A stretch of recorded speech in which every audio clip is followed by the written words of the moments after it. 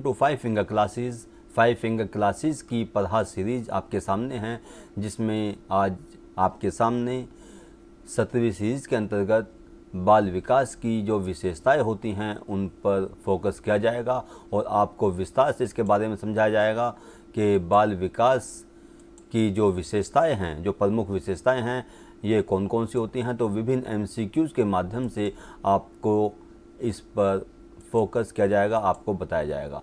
तो आइए चलते हैं कि यह आकस्मिक होती है या यह क्रमबद्ध और निरंतर होता है, यह रुक रुक कर होता है या यह अचानक होता है।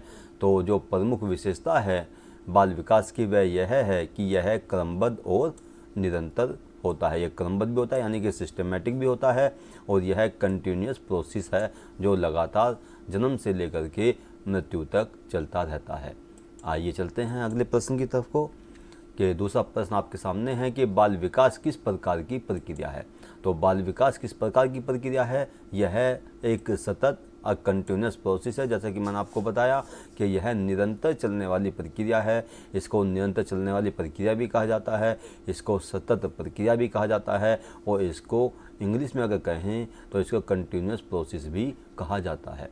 अगले प्रश्न की तरफ आते हैं, बाल विकास की गति कैसी होती है। तो बाल विकास की जो गति होती है सभी बच्चों में ये प्रजाति के अनुसार, क्षेत्र के अनुसार, देश काल के अनुसार, ये सभी बच्चों में विकास की जो गति होती है, यहाँ पर हम विकास के वृद्धि और गति के बारे में बात कर रहे हैं। तो बालक की जो विकास की जो गति होती है, वृद्धि की जो गति होती है, वो सभी बच्चों में अलग अलग होती है।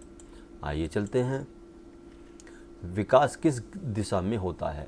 तो विकास की जो दिशा होती है, आप स्पष्ट रूप से इन शब्दों को ध्यान रखिएगा कि जो सही उत्तर है इसका वह ऊपर से नीचे या केंद्र से बाहर की ओर विकास की दिशा होती है। तो यहाँ पर आपको इस दिशा का ध्यान रखना है। पहले आपसे पूछा गया गति के बारे में, और यहाँ पूछा जा रहा है आपसे डायरेक्शन के बारे में, कि विकास की जो दिशा या उसकी डायरेक्शन जो होती है वह ऊपर से नीचे की ओर, या सिर से पैर की ओर, और दूसरा केंद्र से बाहर की ओर, या नाभि से लेकर के बाहरी जो स्किन्स होती है वहाँ तक की इसकी प्रक्रिया चलती है। आगे बढ़ते हैं, विकास की विशेषता की है कि यह इससे जुड़ा है। किस यानी कि विकास की जो विशेषता है बताता है कि यह किससे जुड़ा हुआ है। तो आपको देखना है 4 विकल्पों में से सही उत्तर कौन सा हो सकता है। मैंने आपको बताया हुआ है कि जो विकास के विभिन्न पक्ष हैं, जिसके अंतर्गत हम विकासात्मक मानव विकास की अवस्थाओं का अध्ययन भी करते हैं, इसके पक्षों पर भी प्रकाश डालते हैं, इसकी अवधारणाओं को और इसके कॉन्सेप्ट को भी देखते हैं। तो उसमें केवल एक ही पक्ष शामिल नहीं होता, बल्कि इसमें संपूर्ण सभी पक्ष या संपूर्ण व्यक्तित्व जो है वो इसके अंदर शामिल होता है। आगे देखते हैं, अगला प्रश्न आपके सामने है कि बाल विकास का आधार क्या है।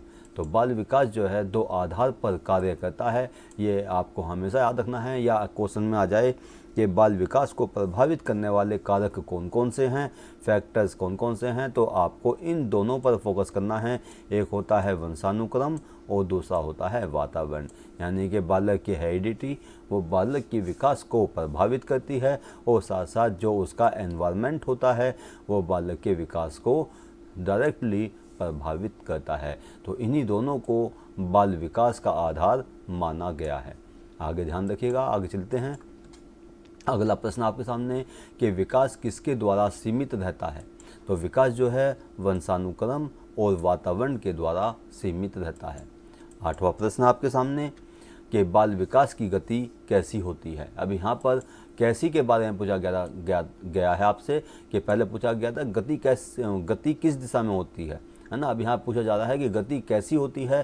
तो यह गति जो है ना तो एकदम तेज होती है, ना ही एकदम अचानक होती है, ना यह स्थिर होती है या समान होती है, बल्कि यह धीरे धीरे होती है और एक निश्चित क्रम में होती है। ठीक है, धीरे धीरे इसलिए होती है कि हम देखते हैं कि बालक पहले बस जन्म लेता है, उसके बाद वो बेबीहुड स्टेज में होता है, फिर वह धीरे धीरे बढ़ करके वह इन्फेंट स्टेज में आता है, फिर चाइल्डहुड स्टेज में प्रवेश करता है, फिर एडोलेसेंस स्टेज में आता है। तो विकास की जो गति होती है वो धीमे धीमे होती है और एक निश्चित क्रम या निश्चित प्रतिमान जो है वो उसका निर्धारित होता है। आगे बढ़ते हैं। 8वां प्रश्न आपके सामने कि विकास जो है ये सार्वभौमिक या यूनिवर्सल होता है। जो यहाँ पे यूनिवर्सल का क्या अर्थ है, तो यहाँ पे देखते हैं कि सभी बच्चों में विकास के जो चरण हैं वो समान होते हैं, यानी कि सभी बच्चों में विकास एक जैसा होता है ये नहीं कह सकते, बल्कि सही उत्तर जो होगा इसका वो ये होगा कि सभी बच्चों में विकास के जो चरण होते हैं वो समान होते हैं। जैसे कि मैंने कुछ देर पहले आपको बताया कि विकास है, पहले बेबीहुड स्टेज है, फिर एडोलसेंट स्टेज है, फिर चाइल्डहुड स्टेज है, फिर एडोलसेंट स्टेज है, यानी कि ये विकास के चरण जो हैं सभी बच्चों में एक जैसे या एक समान होते हैं। ठीक है, तो आपको इसका ध्यान रखना है। आगे बढ़ते हैं। अगला प्रश्न आपके सामने, विकास की एक विशेषता यह है कि, यानी कि 4 विकल्प आपके सामने हैं, इन 4 विकल्प में से विकास की जो विशेषता है वो कौन सी है। इसमें देखेंगे कि यह जीवन के अंत तक चलता है, यह किशोरावस्था पर रुक जाता है, यह केवल बचपन तक सीमित है, यह केवल शिक्षा पर निर्भर है। जबकि विकास जो है, अगर हम केवल विकास की बात करते हैं तो यह एक निरंतर और सतत प्रक्रिया है जो जन्म से लेकर के और मृत्यु तक लगातार चलती रहती है। इसीलिए कहा गया है यहाँ पर कि यह जीवन के अंत तक चलता है। ठीक है, इसी को हम विकास कहते हैं। और इस विकास की प्रक्रिया में बालक के अंदर या व्यक्ति के अंदर बहुत सारे परिवर्तन देखे जाते हैं। आगे देखते हैं कि विकास में कौन सा पहलू शामिल नहीं है। तो विकास के पहलू की कई बार आपसे चर्चा हो चुकी, सबको बताया जा चुका है और अच्छी तरह से आपके जहन में ये चीज़ आ भी गई होगी कि अलग जो हैं विकास के पहलू हैं, जिनमें शारीरिक विकास आता है, मानसिक विकास आता है, आध्यात्मिक विकास है, नैतिक विकास है, संवेगात्मक विकास है, संज्ञानात्मक विकास है, व्यक्तित्व का विकास है, इंटेलेक्चुअल डेवलपमेंट है। ये अलग अलग पक्ष जो हैं शामिल होते हैं, लेकिन इसमें ये सब जो दिया हुआ है ये बिल्कुल भिन्न है जादुई, यानी कि विकास में जादू की कोई प्रक्रिया शामिल नहीं होती। आगे बढ़ते हैं कि शारीरिक विकास मुख्य रूप से किससे संबंधित है। तो शारीरिक विकास जो है वह सोच से संबंधित है नहीं, यह एक मानसिक प्रक्रिया के अंतर्गत आता है, यानी कि चिंतन हैं, विचार हैं, ये मानसिक प्रक्रिया के अंतर्गत आते हैं। शरीर की ऊंचाई और भार, जो शरीर की ऊंचाई और भार है ये शारीरिक विकास के अंतर्गत शामिल किया जाता है। जबकि समाज में जो व्यवहार है ये सामाजिक विकास के अंतर्गत आता है, और जो भावनाएं हैं ये संवेगात्मक विकास के अंतर्गत शामिल होती हैं। आगे बढ़ते हैं। मानसिक विकास में क्या शामिल है। तो मानसिक विकास में, जैसे कि आप पिछले प्रश्न में मैंने आपको बताया कि मानसिक विकास में सोच शामिल होती है, विचार शामिल होता है, तर्क शामिल होता है, स्मृति शामिल होती है, फॉरगेटिंग शामिल होती है, आपके प्रॉब्लम सॉल्विंग शामिल होती है, डिसीजन प्रोसेस शामिल होती है, यानी कई सारे रीजनिंग इसके अंदर शामिल होती है। तो कई सारी जो कॉन्सेप्ट हैं वो मानसिक विकास के अंतर्गत देखे जाते हैं। जबकि ऊंचाई और वज़न जो है ये शारीरिक विकास का भाग है, सामाजिक संबंध जो हैं ये सामाजिक विकास का भाग है, ये ऊंचाई और वज़न जो है वो शारीरिक संबंध का भाग है, सामाजिक संबंध जो है ये सामाजिक विकास का भाग है, और स्वास्थ्य जो है ये भी शारीरिक विकास का एक पार्ट है। जबकि विचार, तर्क और स्मृति जो है ये मानसिक विकास या मेंटल डेवलपमेंट के अंतर्गत आते हैं। आगे देखते हैं। अगला प्रश्न है कि सामाजिक विकास की प्रमुख विशेषता क्या है। यानी कि जब हम सामाजिक विकास की बात करते हैं तो इसकी कौन सी विशेषता है, इस पर देखेंगे कि ये है दूसरों से संबंध या सामंजस्य स्थापित करना। ठीक है, दूसरों से यानी कि जो अपने परिवार के लोग हैं, अपने आस पड़ोस के लोग हैं, आपके रिश्ते नाते हैं, आपके मित्र हैं, साथी समूह हैं, उनसे एक तरह से सामंजस्य या समायोजन स्थापित करके अपना जीवन सामाजिक रूप से सामाजिक गतिविधियों को बढ़ावा देते हुए व्यतीत करना। तो यहाँ पर ये सामाजिक विकास की एक प्रमुख विशेषता के रूप में हमारे सामने आता है।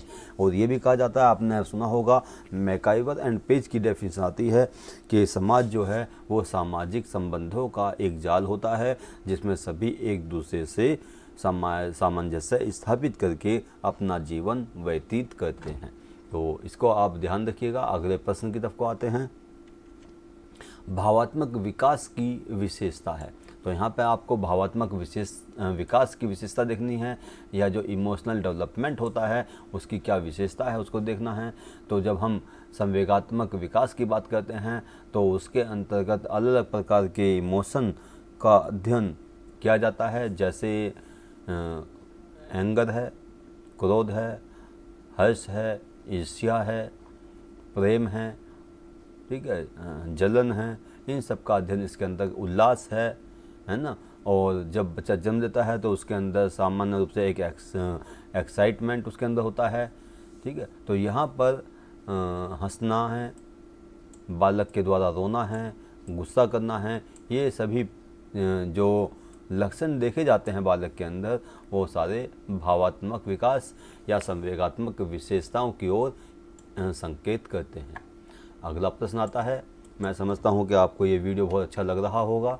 मुझे पूरी उम्मीद है कि ये आपके लिए यूज़फुल भी होगा और हर पक्ष पर, हर प्रश्न के हर पहलू पर आपके सामने तथ्य प्रस्तुत किए जा रहे हैं, तो और साथ साथ तर्क भी प्रस्तुत किए जा रहे हैं। तो मुझे उम्मीद है कि आप इस वीडियो को ज़्यादा से ज़्यादा शेयर करेंगे और मुझे वीडियो बनाने के लिए और ज़्यादा मोटिवेट करेंगे, जिससे अलग अलग कॉन्सेप्ट पर MCQ आपके सामने ला सकूं, क्योंकि ये एग्ज़ाम की जो प्रोसेस है ये लगातार चलती रहती है। कभी किसी सेमेस्टर का एग्ज़ाम है, कभी कोई शिक्षक भर्ती परीक्षा आ रही है, कभी किसी स्टेट की है, कभी किसी स्टेट की है। तो ये सभी शिक्षक भर्ती की परीक्षाओं में समान रूप से प्रभावी वीडियो है। तो मुझे इसको ज़्यादा से ज़्यादा आप लोग शेयर करें और सब्सक्राइब करें। तो विकास किस नियम का पालन करता है? तो विकास का जो एक नियम है वह यह है कि यह सामान्य से विशेष की ओर चलता है। आगे देखते हैं। 16वां प्रश्न आपके सामने है कि बाल विकास की दिशा क्या होती है? तो बाल विकास की जो दिशा है वह सिर से पैर की ओर या नीचे ऊपर से नीचे की ओर, और दूसरा नीचे से ऊपर की ओर ना कह के इसको हम कहेंगे कि यह केंद्र से बाहर की ओर होती है, ठीक है। तो यहाँ पर दोनों ही विकल्प यहाँ पर सही हमारे सामने आते हैं। आगे बढ़ते हैं। 18वां प्रश्न आपके सामने है कि विकास में व्यक्तिगत विभिन्नता क्यों होती है? तो विकास में व्यक्तिगत विभिन्नता क्यों होती है? क्योंकि यहाँ पर देखें, सभी बच्चे समान हैं, नहीं हो सकता ये भी। सभी बच्चों को समान शिक्षा मिलती है, सभी को समान आहार मिलता है। इसका सही उत्तर है क्योंकि वंशानुक्रम और पर्यावरण अलग अलग होते हैं, इसीलिए बालकों के अंदर इंडिविजुअल डिफरेंसेस देखी जाती हैं। और इंडिविजुअल डिफरेंसेस पर सबसे ज़्यादा जो फोकस किया वो फ्रांसिस गाल्टन नाम के मनोवैज्ञानिक के द्वारा किया गया, जिन्होंने वंशानुक्रम और मुख्यतः वंशानुक्रम का अध्ययन किया, ठीक है। तो यहाँ पर दोनों ही आधार बालक के विकास के होते हैं और इन्हीं दोनों आधारों के कारण इंडिविजुअल डिफरेंसेस देखी जाती है, यानी कि इंडिविजुअल डिफरेंसेस के जो मुख्य आधार हैं वो ये दोनों हैं, ठीक है। इस पर आपको ध्यान रखना है। और इसका पूरा वीडियो वंशानुक्रम और वातावरण के ऊपर मेरा पूरा video 5 finger classes YouTube channel पर है, आप उसको विस्तार से देख सकते हैं। आगे बढ़ते हैं। 19वां प्रश्न आपके सामने है। वृद्धि और विकास और वृद्धि, ग्रोथ एंड डेवलपमेंट, ये उल्टा हो गया थोड़ा सा टाइप करने में, इसका ध्यान दें। विकास को इंग्लिश में डेवलपमेंट कहते हैं और वृद्धि को ग्रोथ कहते हैं। इन दोनों में अंतर क्या है? अंतर पर भी मैंने एक वीडियो बनाया हुआ है, आप जो है मैं आपको संभव हुआ तो मैं आपको लिंक दूंगा इसका, कि वहाँ पर आप वृद्धि और विकास, क्योंकि ये बहुत इम्पोर्टेंट है एग्ज़ाम में। ये आप मानिए आपके 95% ये क्वेश्चन पूछा जाता है कि ग्रोथ एंड डेवलपमेंट में क्या अंतर है। तो यहाँ पर एक अंतर आपके सामने आ रहा है कि वृद्धि केवल शारीरिक होती है, जबकि विकास जो है वो संपूर्ण व्यक्तित्व का होता है, यानी कि संपूर्ण व्यक्तित्व से संबंध रखता है, ठीक है। दूसरी चीज़ यह है कि विकास जो है ये वृद्धि जो है ये एक निश्चित समय बाद रुक जाती है, जबकि विकास जो है वो एक निरंतर चलने वाली सतत प्रक्रिया है। इसका भी ध्यान रखना है आपको। इसके अलावा जो वृद्धि होती है वो संरचनात्मक होती है, जबकि विकास जो होता है वो प्रक्रियात्मक या फंक्शनल होता है।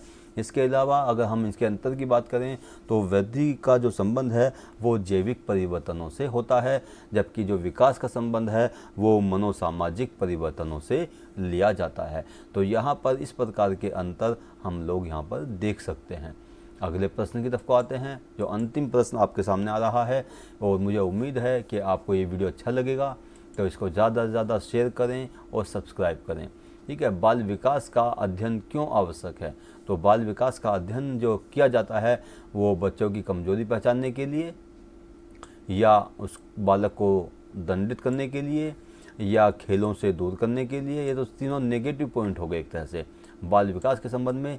ये तीनों इसके नकारात्मक बिंदु हैं, जबकि जो सकारात्मक पॉइंट है इसमें वो ये है कि बच्चों को बेहतर शिक्षा और पालन पोषण देने के लिए हम जो है बाल विकास का अध्ययन करते हैं। तो यहाँ पर बाल विकास की 20 प्रमुख विशेषताएं और इसके साथ साथ महत्वपूर्ण जो इसके तर्क हैं वो आपके सामने आए, यानी कि इसका आपको समझा करके इसको बताया गया है, और हर प्रश्न पर कुछ ना कुछ एक अलग से कोई ना कोई तथ्यात्मक जानकारी व्याख्या के रूप में आपके सामने प्रस्तुत की गई है, जिससे आप इस विषय को अच्छी तरह से समझ सकें। तो आज का ये वीडियो यहीं पूरा होता है, और आप सभी अपना ध्यान रखिएगा। जय हिंद, जय भारत।